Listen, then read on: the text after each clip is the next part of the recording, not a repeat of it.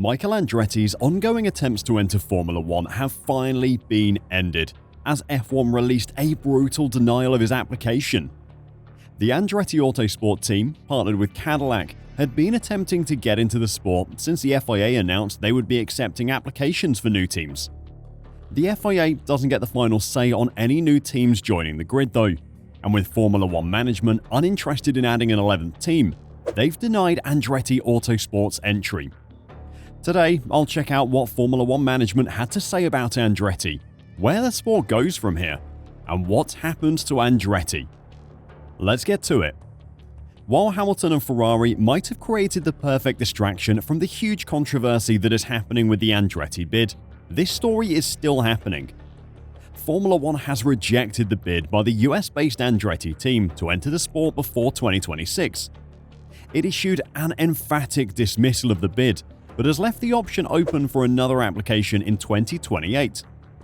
The team, run by former F1 driver Michael Andretti alongside his father, the 1978 F1 World Champion Mario, had been approved by the sport's governing body, the FIA, but was turned down by the commercial rights holder on the grounds that it believed the team would neither be competitive nor add value to the championship. The decision had been expected but will still prove controversial, with widespread public support for Andretti's entry as F1's 11th team. The bid was made in conjunction with Cadillac, the manufacturer owned by General Motors. The Andretti brand is massive in global motorsport, competing in a wide variety of series and finding success in them as well. The Cadillac name is also a globally renowned brand. Together, they had a huge public appeal, and as a team that would be based in the US, they would appeal to the growing US market that Formula One management is apparently so desperate to appease.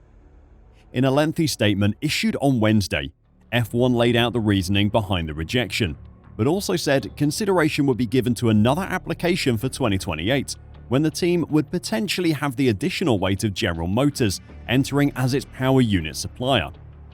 The reasons for the rejection were wide-reaching and very scathing of the Andretti application. Instead of just reading out each point in its full, legal and wordy glory, I'll give you a summary. Firstly, the Formula One management, or FOM for short, came to the conclusion that just adding an 11th team to the grid would not bring any additional value to the sport, meaning that any applicant would have to have something to offer. FOM said that the best way for an 11th team to bring value to the sport would be for it to be competitive. The statement meant this would materially increase fan engagement and would also increase the value of the championship in the eyes of key stakeholders and sources of revenue such as broadcasters and race promoters. FOM did say that if Andretti were to have had GM on board from the very beginning instead of from 2028 onwards, it would have made the application more attractive. They did caveat this by saying that a novice team with a brand new PU supplier was a significant challenge, and that on numerous occasions when this has happened in the past, it has failed. FOM also raised the point that if Andretti joined the grid for 2025, they would then have to make a completely new car again in 2026. This would be an absolutely mammoth task. It's hard enough for an F1 team to make a brand new car for new technical regulations as it is, never mind doing it twice in 2 years with little to no experience of building an F1 car. The fact that the Andretti proposal even thought they could attempt it was a red flag for FOM. Though FOM could have just allowed Andretti in for 2026, they thought that the fact the team would have to use a Renault or Honda engine as a customer would hurt their competitiveness. With the above points in mind, FOM concluded that Andretti would not be a competitive participant in F1. They said that the fact that Andretti would have to buy an engine from someone else for a couple of years would hurt the prestige of the championship, and that F1 would give more value to Andretti than Andretti would give to F1. As a final nail in the coffin, FOM pointed out the fact that an extra team would make hosting races harder for the circuits used in F1, and that Andretti would take away sponsors from other teams. They finished their statement by saying that for an entry from 2028 with a GM engine, they might reconsider the application, but for now, Andretti will not be allowed to race in the sport. The rejection of the Andretti application perhaps shouldn't be too much of a surprise. Since the FIA launched the tender process for a new team, FOM has never really been on board. Nonetheless, with Andretti having a car in the wind tunnel, building infrastructure, and recruiting some big names to the technical team, things seem to be going ahead. Andretti issued a strident response, stating they disputed the decision. Andretti Cadillac has reviewed the information Formula One Management Limited has shared and strongly disagree with its contents, it read. Andretti and Cadillac are two successful global motorsports organizations committed to placing a genuine American works team in F1, competing alongside the world's best.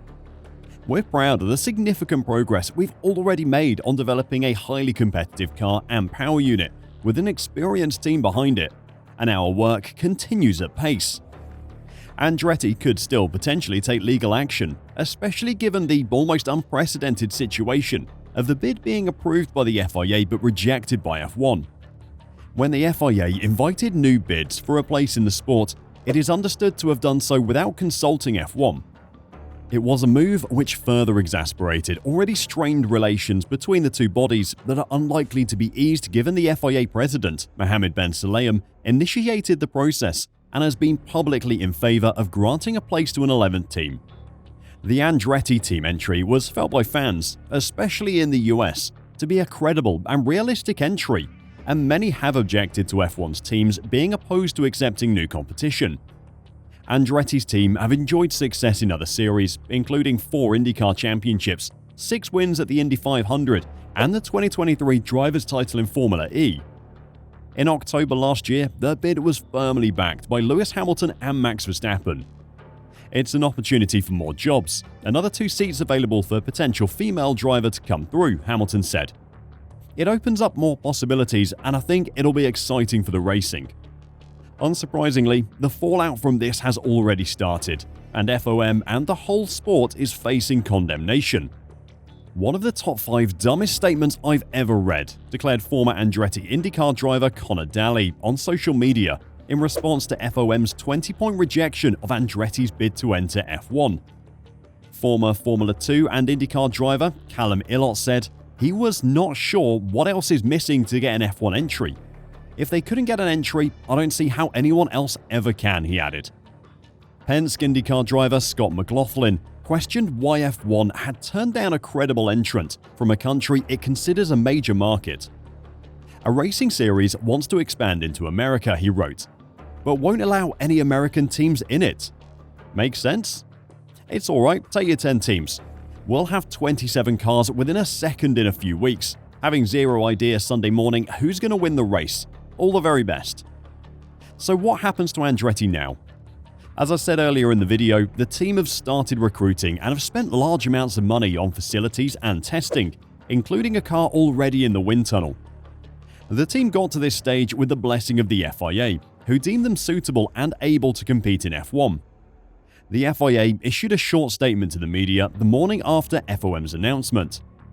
The FIA notes the announcement from Formula One management in relation to the FIA Formula One World Championship team's expressions of interest process, said the short statement. We are engaging in dialogue to determine the next steps. While the Andretti team have the license from the FIA to drive in the sport, without access to the financial side of the sport, it is impossible for them to race. Whether the FIA, Andretti and FOM can come together to work something out or not will remain to be seen, but an entry prior to 2028 seems pretty much impossible. For Andretti, that means a stack of wasted money, but for FOM and the sport itself, it is much worse. Andretti Autosport is as successful a racing team as you can find outside of Formula One. Cadillac is as big a car manufacturer as you could want as well. To reject a combination of the two teams closes the door on any team attempting to become the 11th on the grid. But maybe that shouldn't be a surprise. The greed of the current 10 teams has always been a big part of this equation. Having to split the cake 11 ways instead of 10 never sat well with the current team owners, and at the end of the day, it is the potential loss of income for the current teams that has denied Andretti a space. The entire saga has been incredibly embarrassing. Andretti and Cadillac have got caught in the crossfire between Formula One's 2 ruling parties, the FIA on the rules side and FOM on the money side.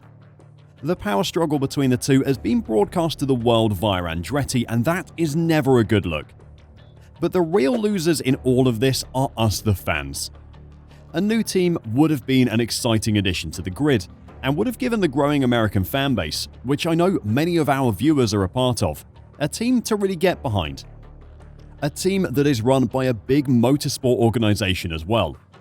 This isn't an application for a guy in his garage in a field in England somewhere. This was an application from a global motorsport brand that would have brought something new to the sport. But I guess it just wasn't meant to be. With a new financial contract for the sport known as the Concord Agreement being signed in 2026, Formula One has shown that it is now a franchise sport. It is just all about the money at this point. The F1 dream that propelled the sport to be the best motorsport series in the world is now dead. Formula One was built on plucky constructors building cars in an attempt to prove themselves among the best. Now though, money rules F1. Classic races are being tossed aside to make space for city street circuits willing to pay $50 million a year to host a race, and teams that could compete in the sport are being denied out of greed. I guess this is just the way it'll be from now on. What do you think of the decision by FOM? Is it a mistake, or can you understand why they've made it? Let me know your thoughts in the comments down below, and until next time, drive safe and bye for now.